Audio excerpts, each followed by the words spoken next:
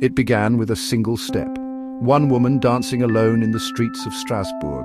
At first, people thought she was simply celebrating, but then she kept going. Hours passed, then a full day, then another. She never stopped.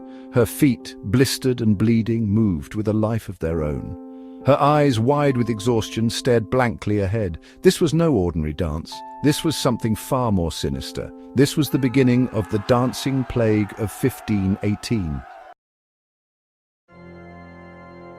What began as a solitary spectacle soon became a terrifying contagion. Dozens, then hundreds, joined Frau Troffea in her relentless dance. Imagine the scene: the cobblestone streets of Strasbourg, once bustling with merchants and artisans, now transformed into a swirling vortex of bodies. Men, women, even children, caught in the grip of this inexplicable frenzy. Their faces, contorted in a mixture of ecstasy and agony, reflected the torment that consumed them. Day and night, the dancing continued, fueled by some unseen force. Sleep offered no escape, food held no appeal. The relentless rhythm of their own bodies became their prison. To understand this baffling phenomenon, we must journey back to the summer of 1518. Strasbourg, a city nestled in the heart of the Holy Roman Empire, was no stranger to hardship. Famine and disease cast a long shadow over its inhabitants. Life was a constant struggle for survival. It was against this backdrop of despair that Frau Troffea, a woman seemingly indistinguishable from her neighbors, stepped into the street and began to dance. Her movements were not those of celebration, but of a desperate struggle. Her body, seemingly beyond her control, writhed and contorted as if possessed by an unseen force. Little did she know that her solitary dance would ignite a firestorm of madness that would consume her city. Chapter 3. As the dancing plague tightened its grip on Strasbourg, fear and confusion reigned. The once bustling streets, filled with the sounds of daily life, were now overrun with the frantic movements of those afflicted. Merchants abandoned their stalls, and townsfolk watched in horror as their friends and family succumbed to the mysterious ailment. The city's authorities, desperate for a solution, turned to the leading medical minds of the time. Physicians, scholars and healers gathered in heated discussions, poring over ancient texts and debating the nature of the plague. They sought answers in the wisdom of the past, hoping to find a remedy that could save their city. Their diagnosis? Hot blood, an imbalance of bodily humors believed to be the root of many ailments. This theory, rooted in the ancient teachings of Hippocrates and Galen, suggested that the excessive heat in the blood was causing the uncontrollable movements. The physicians believed that by restoring balance to the humors they could cure the afflicted. The prescribed cure: more dancing.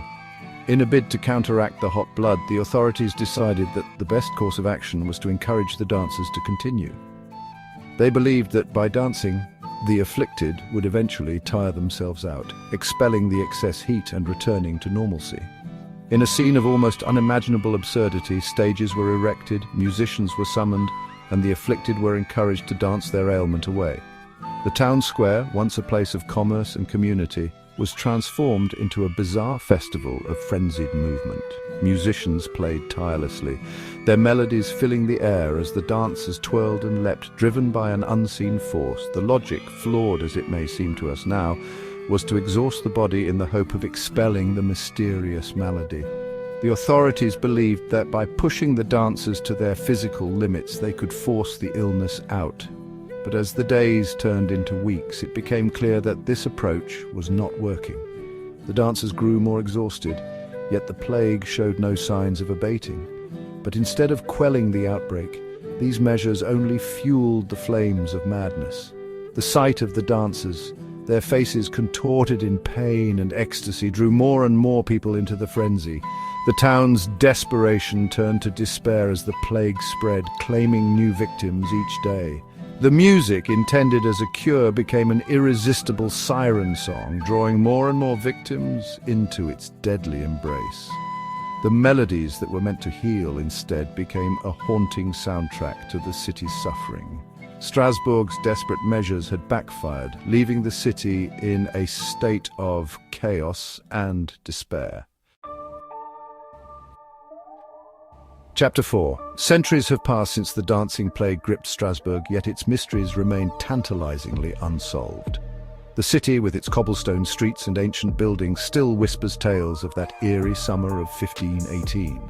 The plague, which saw hundreds of people dancing uncontrollably, has left an indelible mark on the annals of history. Theories abound, each offering a glimpse into the darkness that descended upon that city.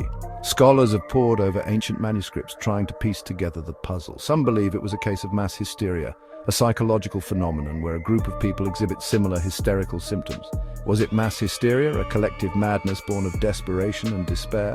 The people of Strasbourg were no strangers to hardship. Famine, disease, and the constant threat of war had left them in a state of perpetual anxiety. Could this have triggered a psychological breakdown on such a massive scale? Could the relentless pressures of life in 16th century Europe have pushed an entire population to the brink? The daily grind of medieval life was harsh and unforgiving. Peasants toiled in the fields from dawn till dusk, their lives governed by the changing seasons and the whims of nature. The market scenes, bustling with activity, were a stark contrast to the quiet desperation that many felt. Or was it something more sinister? The dark alleys and shadowy forests of medieval Europe were rife with superstition and fear. Tales of witches, demons, and otherworldly beings were common, and the line between reality and myth was often blurred. Ergot poisoning caused by a fungus that grows on rye can induce hallucinations and seizures. This theory suggests that contaminated grain could have been the culprit. The symptoms of ergotism, also known as St. Anthony's fire, include violent convulsions, hallucinations, and a burning sensation in the limbs. Could a contaminated harvest have plunged Strasbourg into a delirious nightmare? The grain, once harvested and stored, could have easily spread the toxin to a large portion of the population. The medieval granaries filled with rye were a potential breeding ground for the deadly fungus. Some whisper of religious fervor, of a city in the throes of divine punishment or demonic possession. The medieval church, with its towering spires and solemn rituals, was a central part of daily life. Religious processions and fervent worship were common, and the fear of divine retribution was ever present. St. Vitus, the patron saint of dancers, was also believed to inflict madness upon those who displeased him. The legend of St. Vitus was well known, and many believed that the dancing plague was a form of divine punishment. Medieval artwork often depicted St. Vitus in scenes of miraculous healing or conversely inflicting madness. Could the dancing plague have been a terrifying manifestation of religious zealotry? The sight of worshippers in a trance-like state, dancing uncontrollably, was both awe-inspiring and terrifying. Historical depictions of the dancing mania show groups of people seemingly possessed, moving in unison to an unseen rhythm. And then there are those who speak of secret cults and forbidden rituals, of ancient forces unleashed upon an unsuspecting populace. The idea of secret societies and hidden rituals adds an element of mystery and intrigue to the story. Could there have been a darker, more nefarious force at play? Could the true origins of the dancing plague lie buried beneath layers of secrecy and forgotten lore? The old libraries, filled with ancient books and manuscripts, hold many secrets. Perhaps the answers to the mystery of the dancing plague are hidden within these dusty tomes, waiting to be discovered by those who dare to seek them. The dancing plague of 1518 stands as a stark reminder of the mysteries that still linger in the shadows of our world. This bizarre phenomenon, which saw hundreds of people dancing uncontrollably in the streets of Strasbourg, has puzzled historians and scientists for centuries. What could have driven these individuals to dance without rest, sometimes to the point of exhaustion or even death? Was it a mass hysteria, a form of collective psychosis, or perhaps a reaction to the extreme stress and hardships of the time?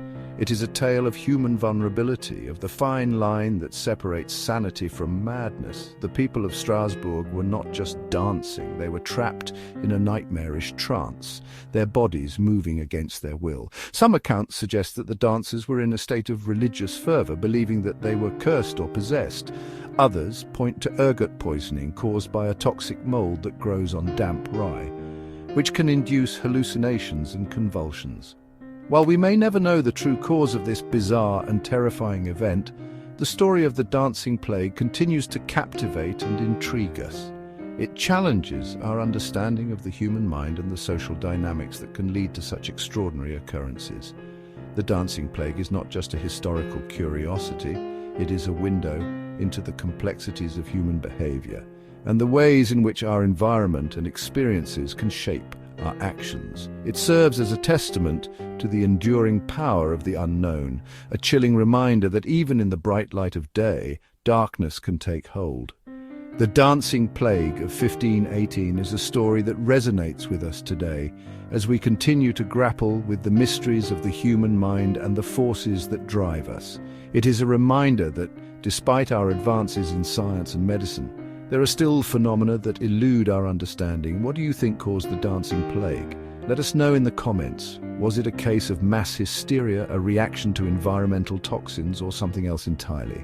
Your thoughts and theories are always welcome as we explore the strange and unexplained events of our past. And if you love history's strangest mysteries, don't forget to like and subscribe. Until next time, stay curious. Join us as we continue to delve into the enigmatic and often eerie tales that history has to offer. From unexplained phenomena to curious events, there is always something new to discover. Stay tuned and keep questioning the world around you.